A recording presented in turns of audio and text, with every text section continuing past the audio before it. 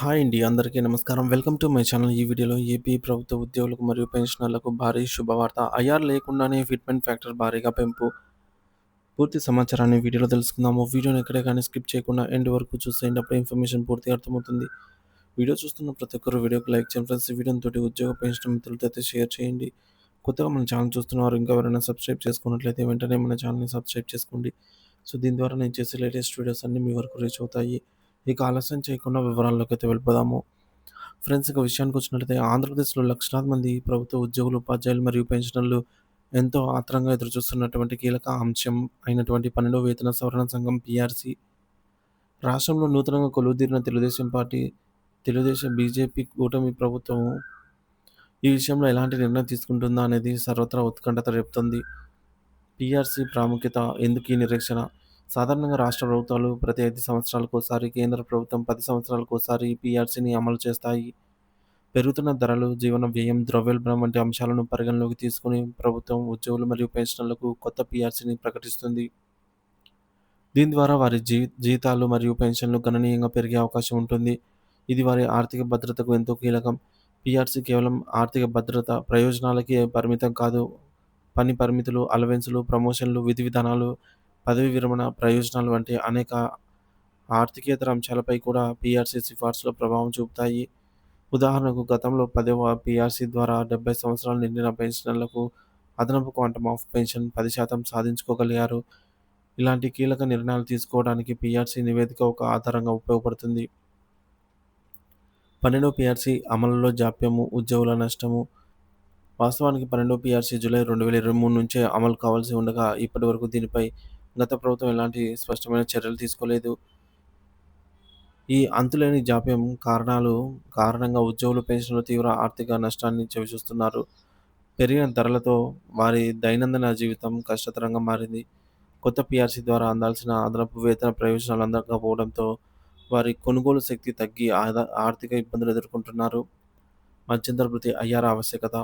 PRC అమలులో జాప్యం జరిగినప్పుడు ఉద్యోగులకు తక్షణ ఉపశమనం కలిగించడానికి ప్రభుత్వం మధ్యంతర భృతి, ఇంటీరియం రిలీఫ్ ఐఆర్‌ను ప్రకటించడం ఆనవాయితీ.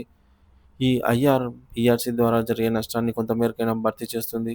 ఉద్యోగులు, పెన్షనర్లు కనీసం 30% ఐఆర్ ఆశిస్తుండగా ప్రభుత్వం సాధారణంగా 8-29% మధ్యలో ప్రకటించే అవకాశం గతంలో ఉండేది. ఐఆర్ ప్రకటిస్తే ఉద్యోగుల మూల వేతనం, డీఏ, డీఆర్‌తో పాటుగా ఐఆర్ కూడా కలుస్తుంది.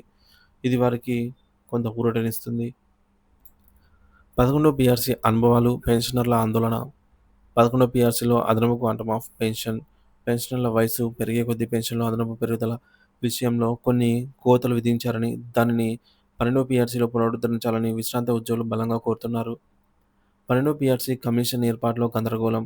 గత ప్రభుత్వం జీవోఎంఎస్ నంబర్ 68 ద్వారా 12వ పీఆర్సీ కమిషన్‌ను ఏర్పాటు చేసింది. అయితే కమిషన్ చైర్మన్‌గా నియమితులైన రిటైర్డ్ ఐఏఎస్ అధికారి శ్రీ మన్మోహన్ సింగ్ రాజీనామా చేయడంతో కమిషన్ పూర్తిస్థాయి నివేదిక సమర్పించలేకపోయింది. దీంతో మళ్లీ కొత్త కమిషన్ వేయడానికి సమయం పడుతుందన్న వాదనలున్నాయి. ప్రస్తుత కూటమి ప్రభుత్వం ముందున్న సవాళ్లు, ప్రత్యామ్నాయ మార్గాలు.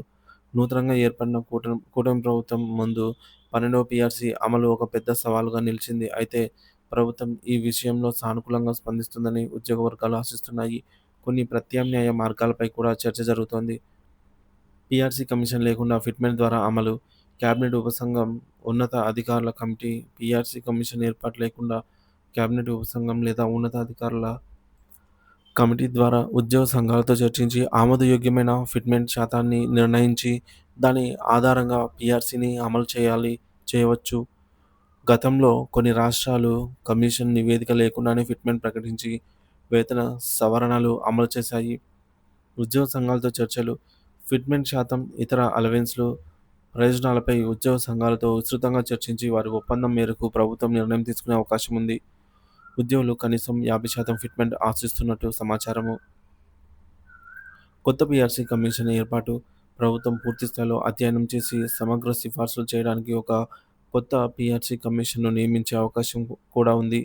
అయితే ఇది కొంత సమయం తీసుకునే ప్రక్రియ.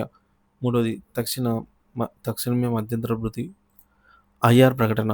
కొత్త పీఆర్సీ అమలుకు సమయం పట్టే పక్షంలో ఉద్యోగుల ఆర్థిక భారాన్ని తగ్గించడానికి తక్షణమే 20% నుంచి 30% మేర మధ్యంతర భృతి ప్రకటించే అవకాశం ఉంది.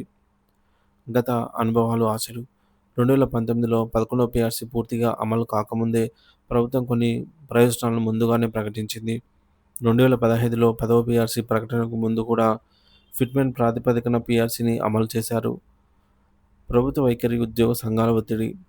ఉద్యోగ సంఘాలు 12వ పీఆర్సీ, ఐఆర్, డీఏ బకాయిల వంటి అంశాలపై ప్రభుత్వంపై తీవ్ర ఒత్తిడి తెస్తున్నాయి. త్వరలో జరగబోయే కేబినెట్ సమావేశాల్లో ఈ అంశంపై కీలక నిర్ణయాలు తీసుకునే అవకాశం ఉందని భావిస్తున్నారు.